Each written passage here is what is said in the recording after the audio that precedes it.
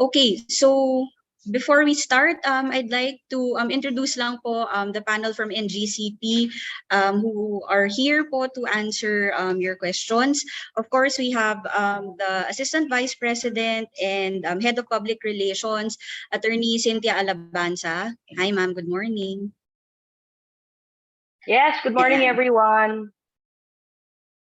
Thank you, ma'am. Ayan. And then we also have from our Transmission Planning Department, Mr. Reddy Alan Remorosa, our AVP and Head of Transmission Planning. Hi, Sir Reddy. Yes, good morning. Ayan. And then from SO, our Vice President and Head of System Operations, Mr. Reynaldo B. Abadilla. Hi, Sir Beng.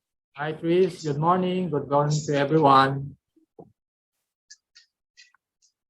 Of course, we also have our Regulatory and Revenue Affairs, Ms. Lisa Flor Cater. Hi, Ma'am Lisa. Yes, good morning. And let's start our press conference. I'll turn you over po to Attorney Cynthia Alabanza, AVP and Head Spokesperson of NGCP. Yes, so good morning, everyone. Good morning, NGCP. Good morning, friends from media. So today we just really want to clarify certain issues that have been that concern the transmission grid and of course the power system as a whole. So gusto lang namin directly from us marinig nyo yung findings namin, and we will be hopefully will be able to shed light on a lot of things that many of you know very complicated ang power system. So hopefully we can make it simpler for everyone. So we will start off with Mr. Beng Abadilla, the head of our systems operations. He will be making the presentation, and then the members of the panel will be answering questions later on. So thank you for attending, everyone, and good morning. Good morning, ma'am. Good morning, everyone. So yeah, we start with the latest incident last May 8th. The incident related to the Bolo Masinloc. So last May 8th, pwede kang mag-play doon. Pwede kang mag-lodge ng question.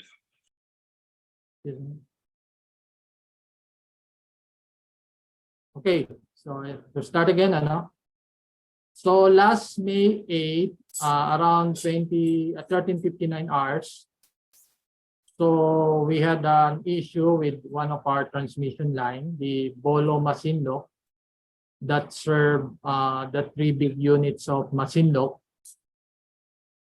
and that during that time we lost the line number 2, 230 kV line. So next, please.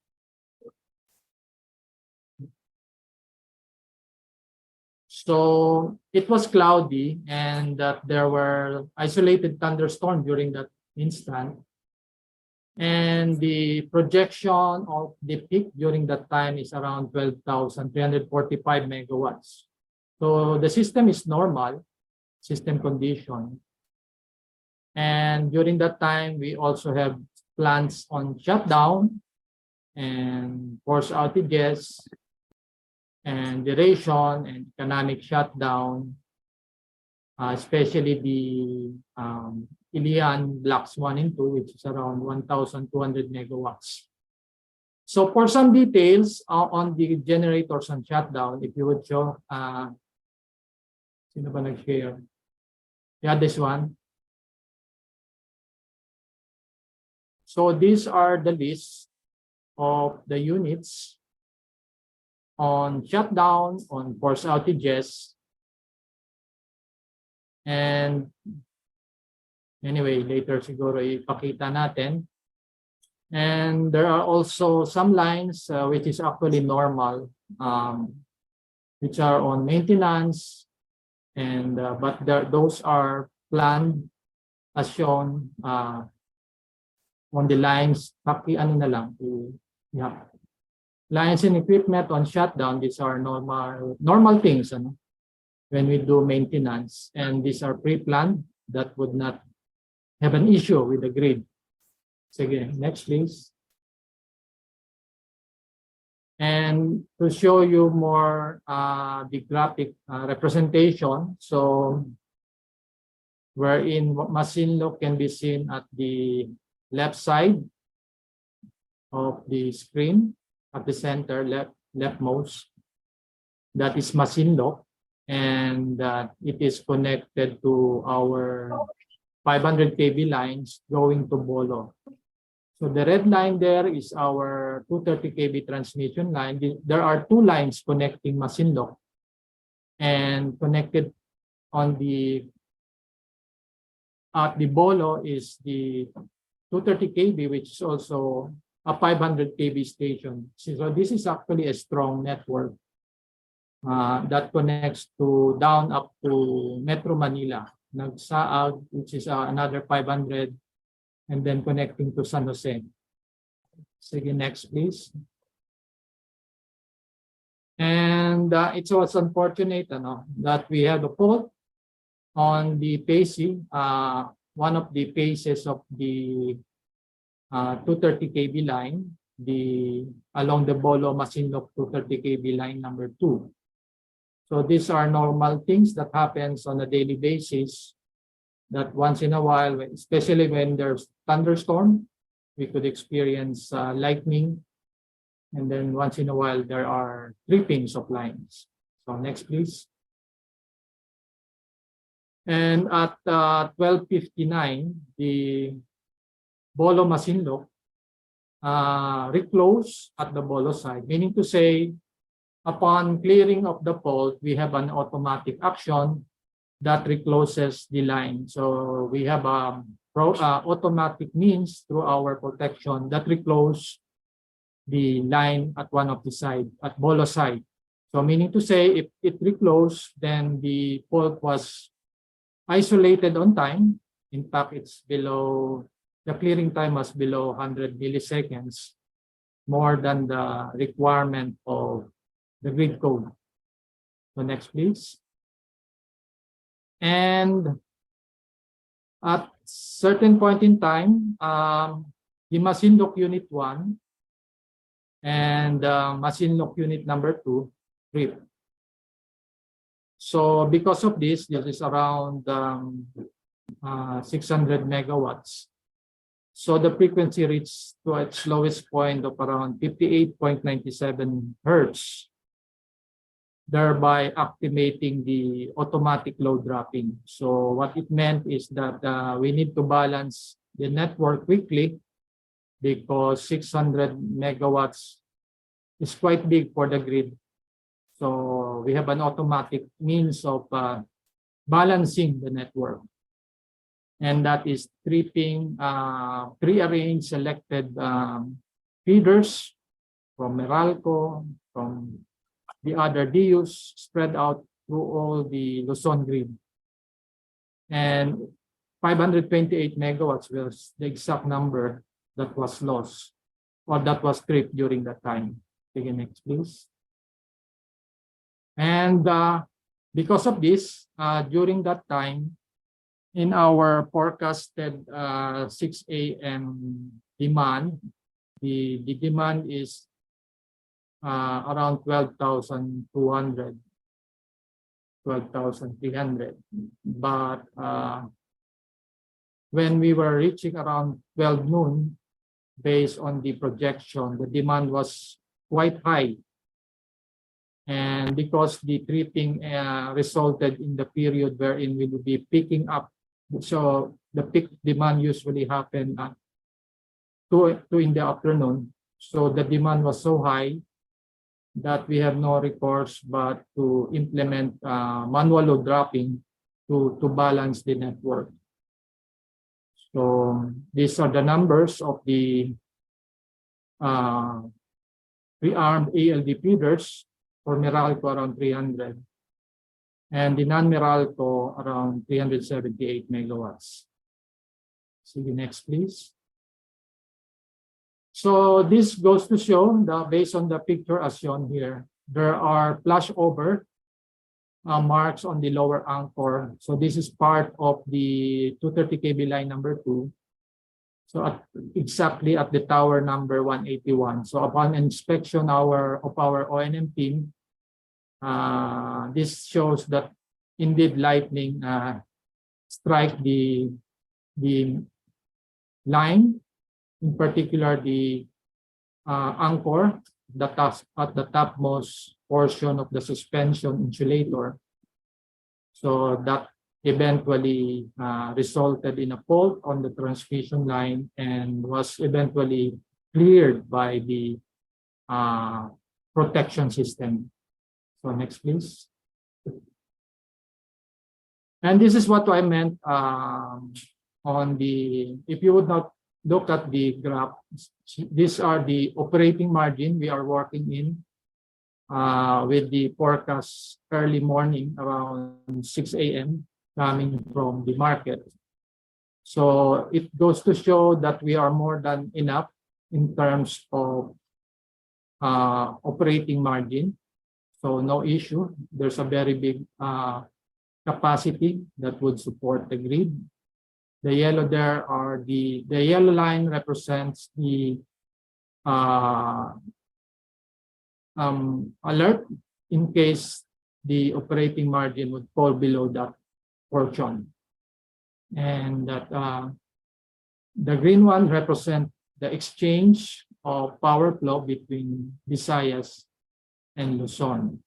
And the red line there represent the requirement in terms of regulating, the yellow in terms of contingency. So what had happened after that event, so during the afternoon, so around 1300 hours, so you would notice that we already lacked the operating margin to the point that upon the ALB initiation, we have no recourse but to implement manual load dropping to bring back those that was automatically load dropped. So these are the things that we do in operation so that we would balance the network. And we have issued alert notices, red and yellow, for a certain time of the day. However, in the afternoon, one of the big units was able to improve its capability to the maximum, specifically the Suwal. And the Malaya was able to synchronize as well to help in terms of balancing the requirement. So eventually, we lifted the alert during the evening. So this is the highlight that happened during the time. So we are working with the power plant on what transpired or what happened in the plants wherein both unit trips. So there were initial discussion and we're still discussing further on how this could be mitigated, because the unit 3 was not able to trip, and the unit 3 was the latest unit that was synchronized way back from 2018, I think. And the 2 units were the old units connecting to the grid. So next, please. So what were the actions taken by NGCP during that time? So immediately, these are the normal things we do.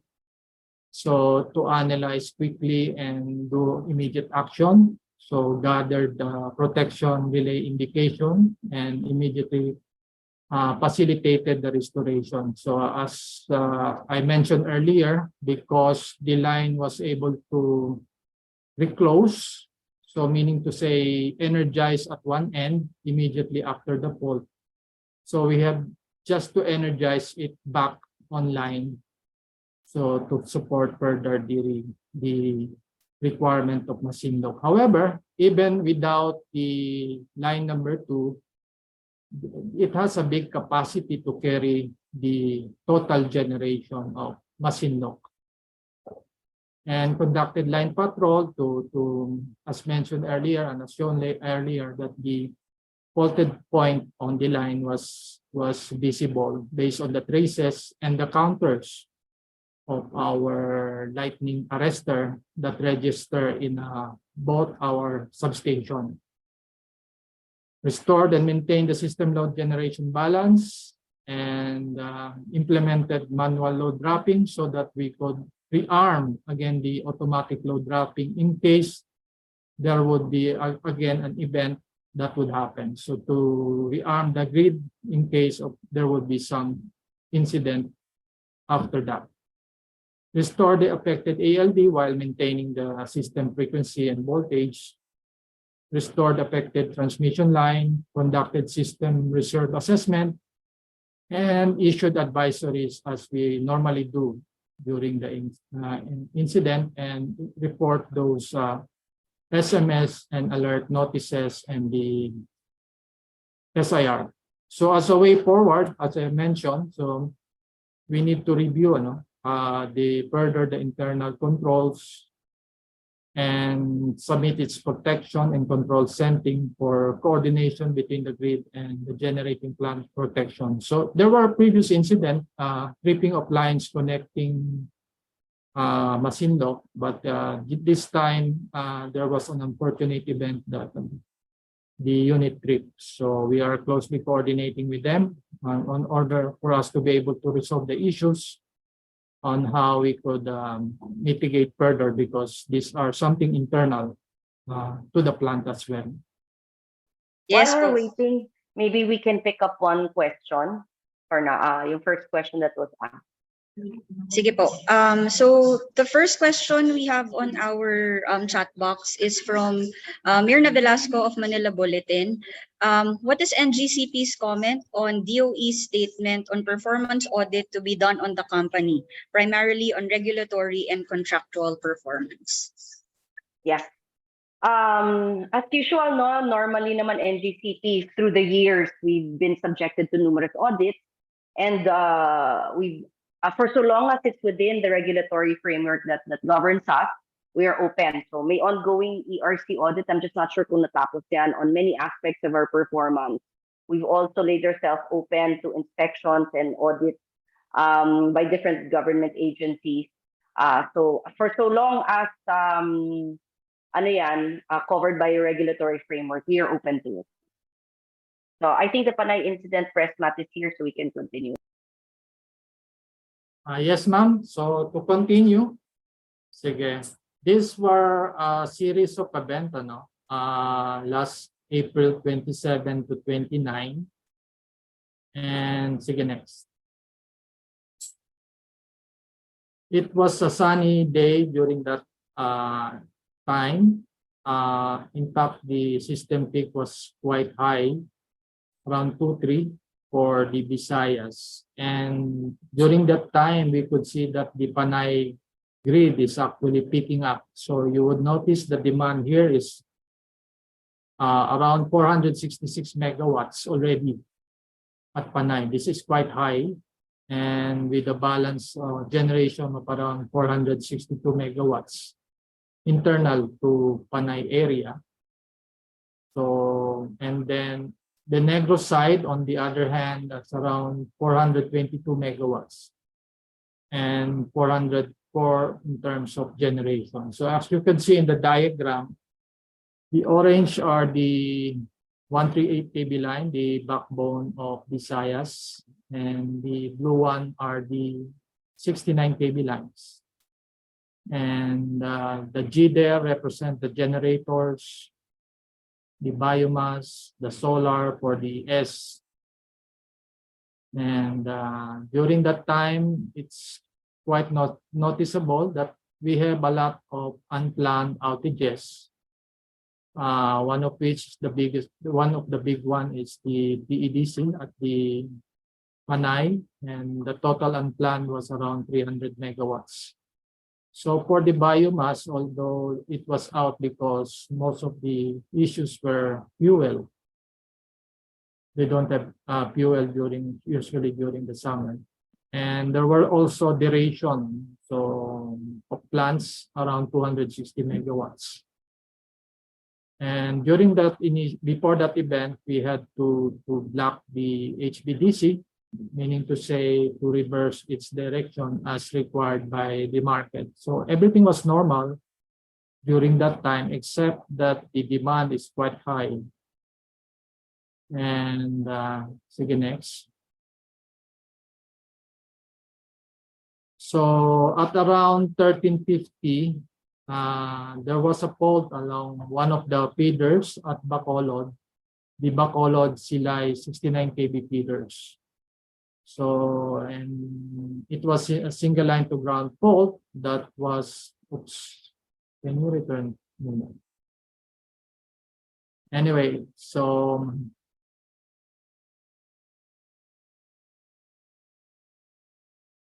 sige, there was a fault, and then next.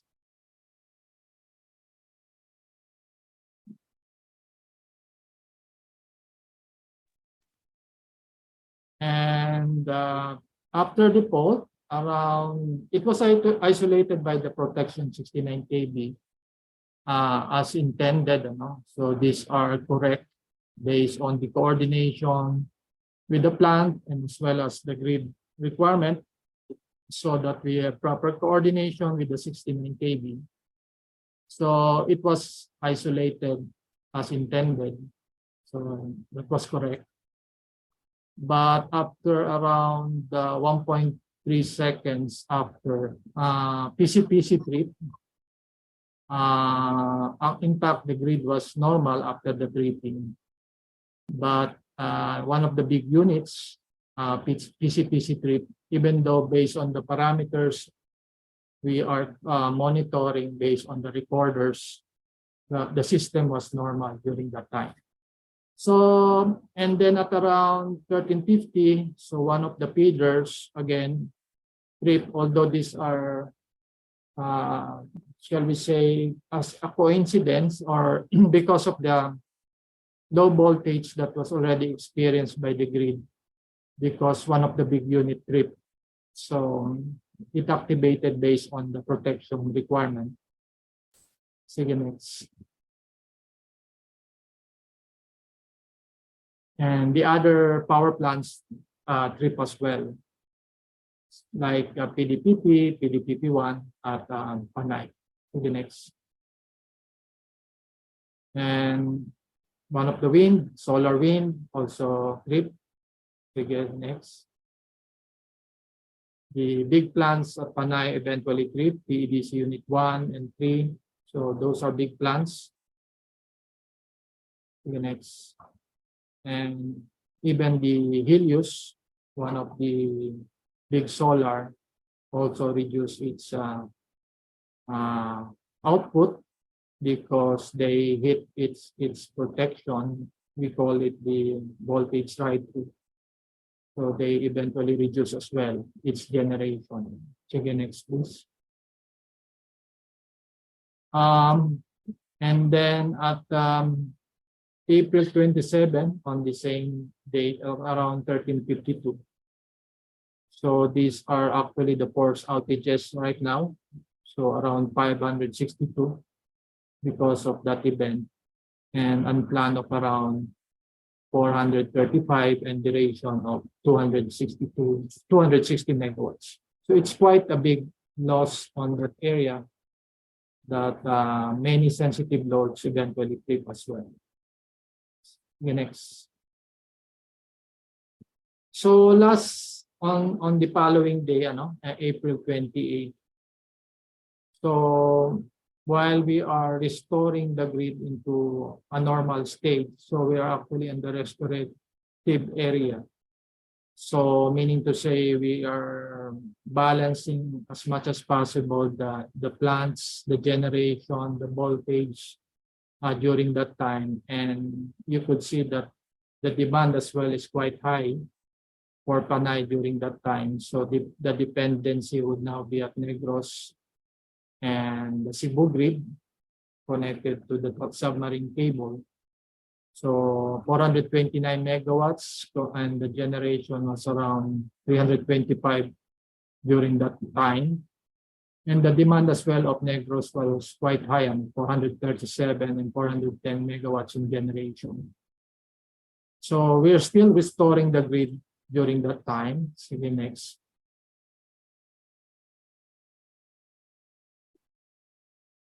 And it was unfortunate that one of the plants during the restorative period, first farmer holding around net injection of around 7 megawatts trip. Because of this, sige next. Other feeders trip because the voltage is quite low already with that tripping. So it impacts the tripping of baldosa help in increasing the voltage to a certain level. Sige next. But also the BRE or the variable renewable energy reduced during that time around 97 megawatts because of the internal protection of the renewable energy. Next, please. So because of the loss of generation, so there was an experience oscillation, meaning to say the parameters, the voltage, the power were now oscillating. So this would mean that the units could no longer handle the demand. So eventually resulting in a very low voltage that the generators and the voltages output oscillate. Sige next. And during that time, because feeders already tripped, so there's no much load already during that event. And our submarine cable connecting Panay was already experiencing a very high voltage. So we need to protect as well our equipment. So based on its limitation, so the Bacolod Barotac was isolated as well. The submarine cable connecting Negros to Panay. So that thereby isolating Panay during that time. Sige next. And then we have to bring back the network again to restore again and to bring back the system to normalcy. So April 8, around 1547. So still there are trying to restore the network, and there's so many stages. Take next. So April 29, around 2:35 hours. So notice while we're still restoring the grid, sige next, and the demand is still high. So there were isolation of units and tripping of loads. Sige next. While we are trying to restore the network, that some feeders also trip because of the very low voltage that resulted in the oscillation as well. Sige next. And eventually we have to bring back again the network. So April 29, around 2:40, these are the system condition. Sige next.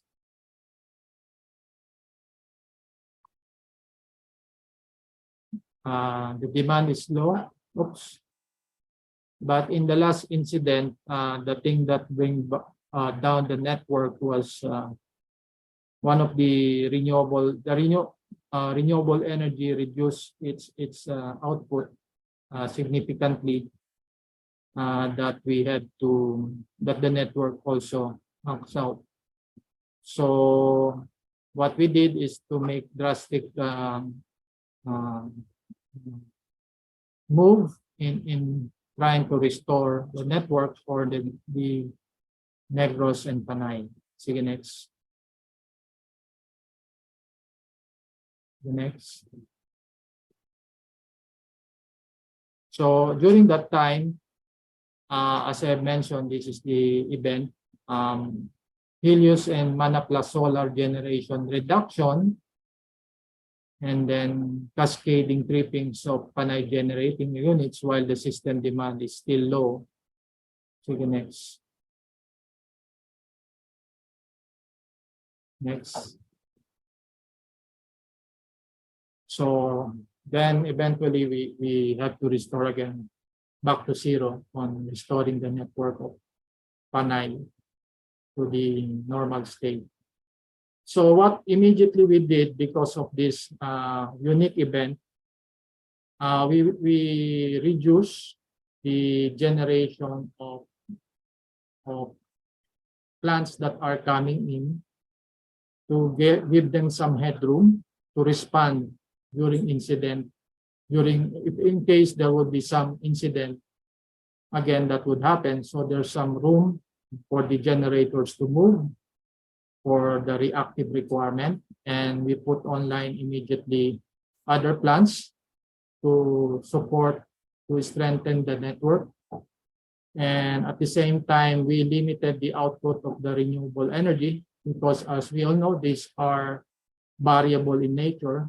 So it is dependent on the resource, sun, radiance, and the wind for the wind power, windmill. And we implemented demand control during parts of the network would be experienced under voltage, so that we would be able to normalize the voltage within a particular area. And as a drastic measure, we implemented a faster clearing time to minimize duration of the disturbance. Although this is not really a clear-cut solution, meaning to say these are just preemptive mode, so that in case there would be fault, we could clear the line very fast while we are improving the condition of the network. So this will be also coordinated with, actually we're coordinating closely with the distribution relative to this, and we coordinated as well with the affected customers, as we have been doing for the past several days. See you next. And as a way forward, so we need to improve not only the distribution, but also transmission in terms of line clearing. So there should be no obstruction on the line so that we would minimize the fault that we experience along transmission line and sub-transmission line as well. And review the generator setting, as we have seen that supposedly in the April 27 event, have it not been that the big unit of PCPC trip, the system is still normal, because we have previous event related to the tripping of the same feeder, and nothing happens. But one thing unique during that time is the demand is quite high, and there were so many force outages. So these are the things that we need to discuss with the power plant. And improve generation planning towards sufficient and stable generation per island, and to avoid heavy loading of the transmission line, so that it would be planned in such a way that is optimal in terms of distribution of generation. And then effective use of emerging technologies. So right now we have supposedly one of the big battery installed at Kabangkalan, but it was unfortunate that during this event, it was on force outage, the battery. And of course, this would help the acceleration of the reinforcement of projects with the government support on the right of way. And then information exchange, so provision of trip indication and other relevant information for easy analysis, because we could not immediately provide a complete picture if we don't receive on time information from the power plant, from the distribution, what happened on their side, so that we could put together the information and come up with the immediate analysis. And then amend the grid code requirements to cater renewable energy influx. We all know that these are variable in nature, but there are solutions as well that goes hand in hand in order for us to sustain the requirement for a reliable network. So it would be costly, but those are needed because the network of Visayas and even Luzon is not that big to be able to cater a lot of variable renewable energy. One of which, as I mentioned, the batteries, the STATCOM, and even changing the conventional power plants flexibility. These are some of the improvements being done by other jurisdictions so that we could cater more and more renewable energy. So next. I think that would be all. Mutia, back to you. Thank you, Sir Beng. Thank you, everyone. So let's just round it out na lang. No? I understand, no? Maybe ako rin madalas nag-nosebleed, so let's try to round it out. Bottom line dito sa sinasabi ni NGCP is that the grid is it's comprised of three sectors. So there's the generation, transmission, and distribution. And in this case, there are many ways to look at it, and investigation is not necessarily very quick. I think one of the difficulties that we had over the last week or so is that mabagal yung information. Kasi talaga naman pag nag-investigate tayo ng grid alert, tawag dito, kailangan kalkalin yung information sa systems namin. Kaya hindi namin kaagad nabuo yung kwento. So for that, I hope we everyone understands that it's really not that easy to get the information immediately. So what happened in Negros and Panay is simple, no? Meron tayong naging line tripping, totoo yun. Pero yung protection systems natin, gumana siya ng tama at nag-clear dapat. At yung mga customer na nag-disconnect from that line, dapat yun lang ang affect at hindi dapat pumunta sa Panay. Ang nakita namin doon sa investigation namin is merong nagkaroon ng undesired and unexpected na reaction from one of the power plants in Panay Island. At dahil nga nung panahon yon, as explained by Sir Beng already, Engineer Abeng, na at that time, marami na rin naka-forced outage sa Visayas. Nung nawala yung isang power plant na malaki ang karga at 135 megawatts, yung karga niya, hindi na kinaya ng sistema yung pagkawala ng voltahe. Kasi yung kinakailangan nating pangsuporta ng voltahe, kuryente rin niyang kinukuha sa mga power plant. Similarly, dun sa Luzon, nung nagka-red alert tayo nung Monday, yung findings namin is yes, nagkaroon ng tripping dun sa linya, pero yung linya namin is N-1. Ibig sabihin yan, may redundancy. So yung paglipat nung kinakarga ng line 2, instantaneous yan dun sa paglipat sa line 1. So again, the system was intended na dapat hindi natin naramdaman yung corrupt. Unfortunately, meron again an unexpected and undesirable response from one of the power plants.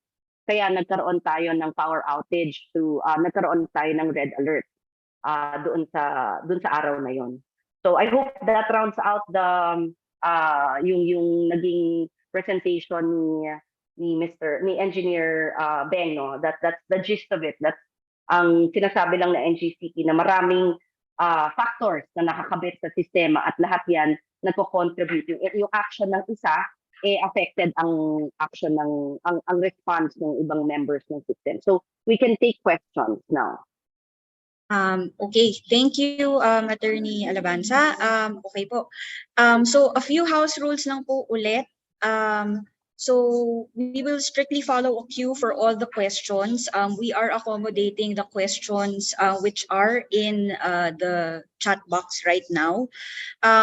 Let's limit the questions po to only 2 questions per news outfit at a time, so that we can give chance to everyone to ask all their questions. And we will be entertaining questions on the topic at hand. So for other matters po, you can message us separately, and we will be addressing them at a different time. Okay po? So natanong na natin yung first question from Ms. Mirna. We have a question from CNN Philippines, EJ Gomez. Senator Win Gatchalian had said that NGCP should be held liable for Monday's power outages in some Luzon areas. Your reactions, comments on this, and what's the agency's plan of action related to this? Nakamute po kayo, ma'am. Wait lang. Sorry there. Okay. This is actually part of what we're trying to do because again, the electrical systems are very interconnected. Tatlong sectors kaming nag-aabutan ng kuryente para makarating sa mga consumers. That's generation, transmission, distribution. Again, with the 2 events that happened in Visayas and Luzon last Monday, nakita natin na yung sistema ng NGCP functioned as it should. That line was N-1, may redundancy tayo. Dapat hindi nagkaroon ng glitch on any hindi dapat nagkaroon ng glitch at hindi naramdaman yung fault ng line na yon. And again, even the cause of the line fault was a force majeure event, lightning strike, no. And I think Mirna posted a subsequent question there. Part of the resiliency plan of the grid for these weather disturbances is precisely yung N-1. Na pag nag-lightning strike sa isa, may sasalo doon sa kuryenteng kinakarga niya. So kasama yan talaga. So yung transmission side nag-function ng properly. So kailangan namin makipag-coordinate ngayon sa mga planta kung bakit naramdaman niya yung setting na yun kasi lahat ng protection settings naman namin coordinated with them. So we have to see kung consistent yung settings nila dun sa settings namin. So moving forward, yung mga settings dapat naming lahat ay consistent with each other para hindi na magkaroon ng problemang similar to what happened in May 8.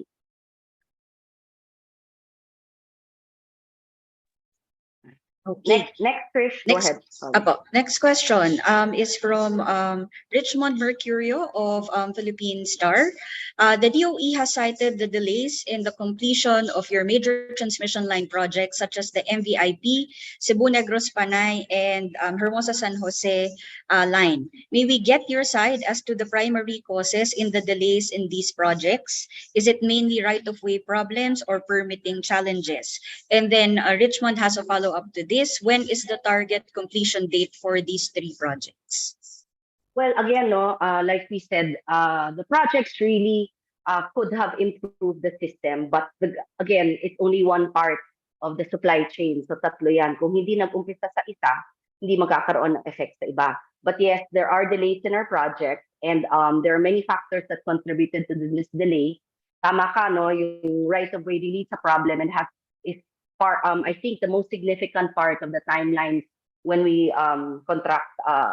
start implementing projects, and we have asked for the help of the government in this. We've written the Supreme Court numerous times and coordinated with them on how we can expedite our processes, and we've also had numerous and repeated calls for support for our projects. Kasi minsan we have a tendency to look at how NGCP's projects affect us individually without really realizing that these are national infrastructure projects that will help support energy resiliency. So humihingi talaga kami ng suporta.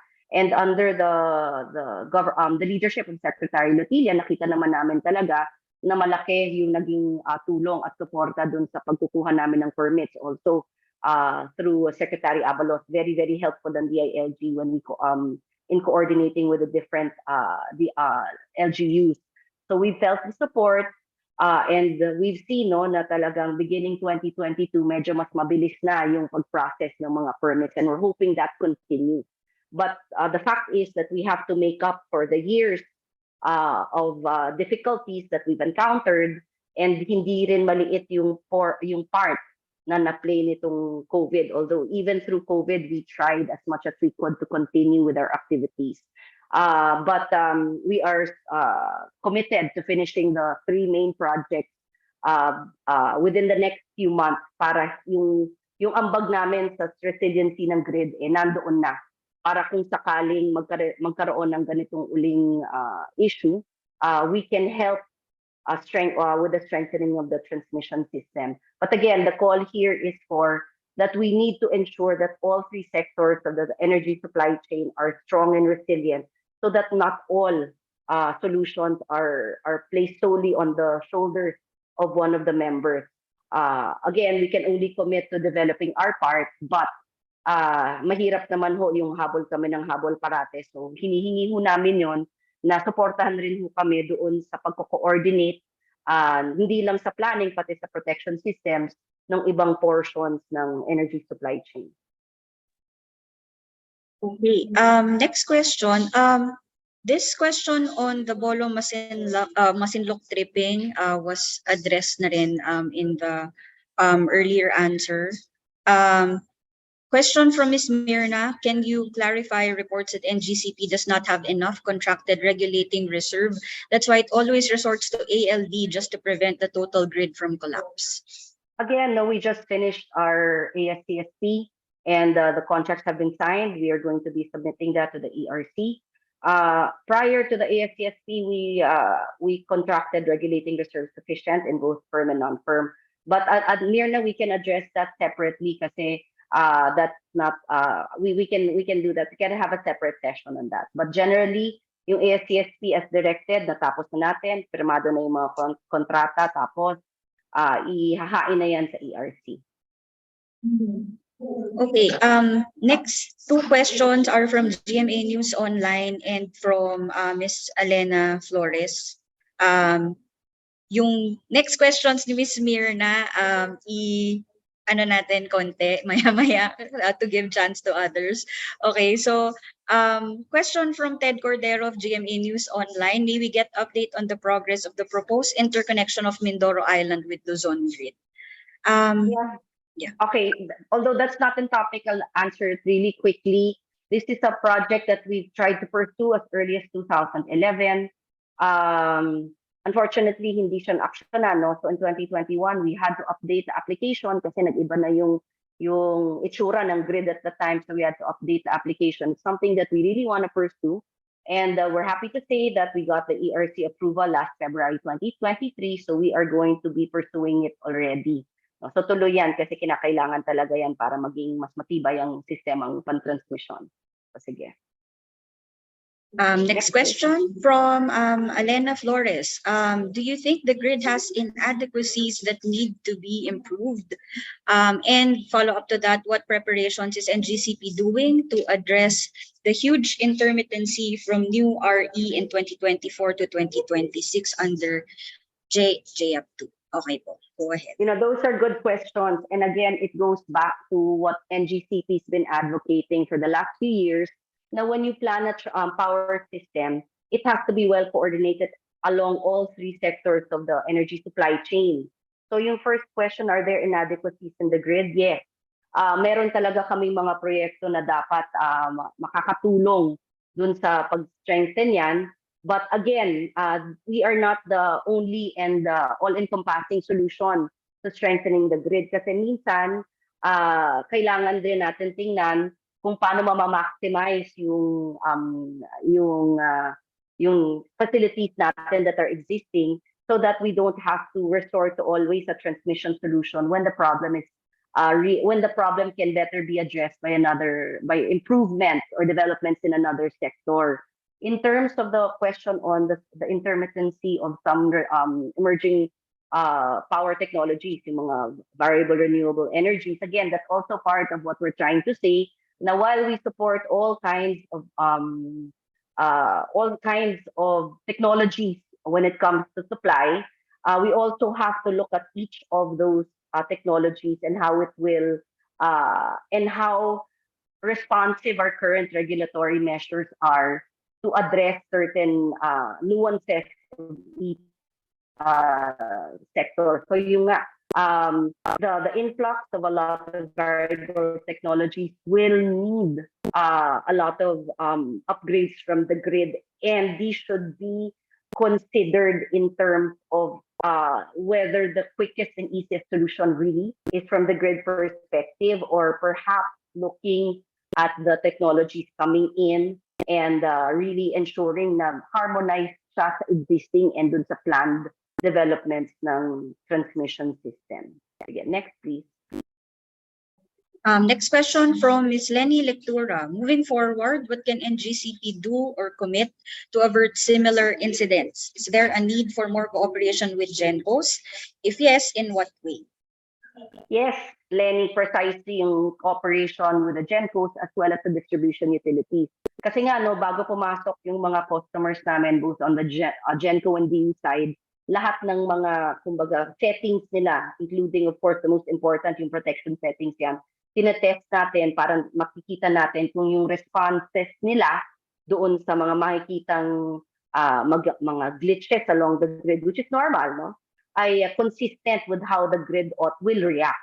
So kailangan lang natin siguraduhin na kung may magkakaroon ng tweaking o pagbabago dito sa mga sistema, eh hindi ito makakadulot ng mas malaking aberya, no? Again, we understand that there are certain considerations from the generators, but we have to look at the system as a whole, not just from our individual sides, but we have to understand na yung pag-deliver ng kuryente, abutan yan. So yung mangyayari sa isang sektor, may effect yan sa transmission at mayroong effect sa others, the rest of the sector, and ultimately the consumer. So kailangan, kumbaga sa kantahan, isang tono lang to para hindi sintonado yung magiging response ng grid pag nagkakaroon ng aberyan na pwede namang maiwasan. Sige, next please, Trish. Question from Alvin El Chico of ABS-CBN. Ramdam nyo ba na kayo ang sinisisi sa nangyaring red alert, and agree ba kayo na parang sa inyo ang responsibilidad?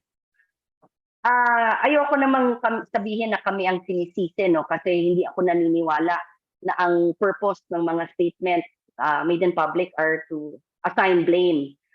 Kaya nga kami nagpa-PresCon para maipaliwanag namin yung panig namin, at kami talagang umaasa na magkakaroon pa rin ng cooperation, lalo na yung pag-develop ng energy industry. Napaka-importante yan sa economic recovery ng bansa, especially at this time when we're just emerging from that pandemic. So kaya lang namin gustong iparating sa inyo directly para maintindihin na ng publiko kung ano yung panig namin, at kami naman ramdam namin ang suporta ng gobyerno at iba pang mga sektor, at gusto namin magpatuloy itong kooperasyon na to. Next, Trish. From George Bandola, may we get a categorical reply from you, ma'am, about the call of Sec Lotilla to do a performance audit on NGCP? After the unfortunate event, muling nabuhay ang panawagang i-revoke ang franchise ng NGCP. Your comments, please. Well, yung ating on the audit, again, I think I answered that earlier. Na for so long as it's within the regulatory framework that NGCP works under, including its franchise, the concession agreement, and all other applicable rules and regulations, bukas naman kami dyan, no? Year in, year out, nagiging tanong yan kung kami ay nagiging bukas. But again, we've proven na we're open to the public for so long as we comply with security measures. Marami na rin kaming inimbitahang regulator at mga opisyal ng gobyerno para bisitahin ang aming mga pasilidad. And that invitation is always open and remains open para masigurado natin na dapat wala nang magduda sa pakay ng NGCP. Kami naman ang aming gustong malaman ang aming na gusto iparating is kami ay committed sa pursuit ng aming mandato at gusto namin lamang magbigay ng serbisyong mahusay at mainam para sa ating mga kababayan. Next, please. Balikan natin po, ayan, sige. For Maki Pulido of GMA 7, would NGCP know the findings of the ERC on its audit? What are the reasons why NGCP wasn't able to comply with its timeline on the key transmission projects identified by the DOE? Are the new timelines firm? Yung sa audit, ongoing yan, there's several audits that are being conducted as we speak. And I'm not sure if lahat ng mga audits tapos na, pero definitely meron pang mga ongoing. And we leave it to the ERC to disclose their findings and give details on this when they're made available. As regards to timeline, again, there's so many moving factors. Mr. Almeida has made his commitment to making sure that these projects are finished soon, ASAP, no? Kasi nga talagang meron ring maitutulong yung transmission project. Hindi siya ang pangkalahatang solusyon sa mga nakikita nating nagiging suliranin sa energy industry, pero makakatulong siya dun sa solusyon, no? So again, we are looking forward to making the announcement. What we did announce earlier was that the MVIP has been energized. So there is power flowing and gradual ang ramp up niyan. And we are looking forward to the inauguration and full operationability of these projects that are pending right now. Yes. Next, Trish, please. Connected to that po, follow up from Maki, DOE expects these projects to be finished by July and August. Kakayanin daw po ba? Gagawa namin ng paraan. Dapat kaya yan, no? Kasi Mr. Almeida will not accept any further excuses for delays, whether internal or external. Gagawa namin siguraduhin namin matatapos yan this year. Okay. Siguro we can go back po to one of the questions earlier ni Ms. Mirna. Regarding lang po sa SIS. The chorus daw from RE investors is the long queue for SIS applications. Have you been improving on this to cut the time of carrying out review and approvals? Yeah, again, Mirna, no, that's also part of what we're trying to say, that when you approach the problem, it has to be holistic. Yes, we're doing our best in doing the SIS, pero we've also seen an uptick in the SIS and and also a downtrend in how many of these asking for an SIS actually convert into a project. So nakipag-ugnayan na kami sa Department of Energy on how we can weed out those players who are not so serious and ensure that those who are committed to building power plants, and we'll see it through, are the ones that are queued. But again, this is with coordination with the DOE, and we will do our best to improve the SIS. But we hope nga na only the serious players are forwarded to us for study. May follow-up po si Ms. Mirna. Ilan ang long SIS applications ngayon daw na pending? Yeah, we can get back to that. No, the SIS isn't part of our topic today. We will take note of all your other questions, Mirna, and we'll address them separately.